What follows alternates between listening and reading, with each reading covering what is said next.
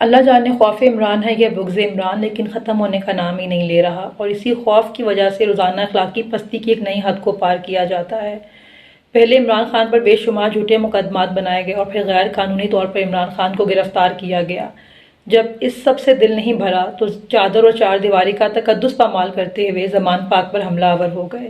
پھر عمران خان کا نام لینے پر پابندی عائد کر دی گئی، جلسے، کارنر میٹنگ، ورکر کنونشن، حتیٰ کہ پی ٹی آئی کا جھنڈا تک نکالنے پر پابندی عائد کر دی گئی، لیکن خوف ختم نہیں ہوا۔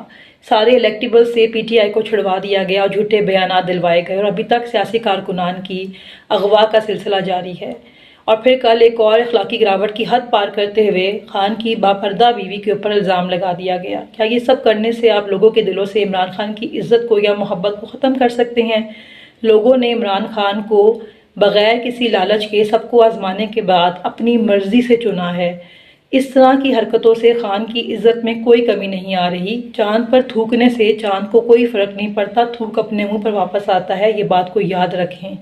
اس طرح کرنے سے صرف آپ اپنے آپ کو لوگوں کے سامنے شرمندہ کروا رہے ہیں، اور اب تو اتنا ظلم دے کے یہ دعا کرتے ہیں ہم کہ اللہ آپ کو ہدایت بھی نہ دے۔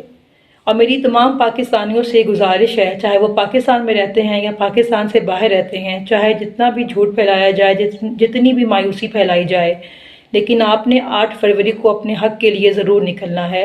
لوگوں کو ووٹ دینے کے لیے تیار کریں۔ 8 فروری احتساب کا دن ہے، یہ آپ کا فرض ہے اور عمران خان کا اس قوم پر قرض ہے جو آپ نے 8 فروری کو ووٹ کی صورت میں واپس کرنا ہے۔ ہمارے لیڈر نے ہمارے لیے جتنی تکلیفیں، بہتان برداشت کیے ہیں، اس کا جواب عوام 8 فروری کو اپنے ووٹ سے دے گی۔ اپنی ووٹ کی طاقت سے خان کو واپس لے کر آئیں۔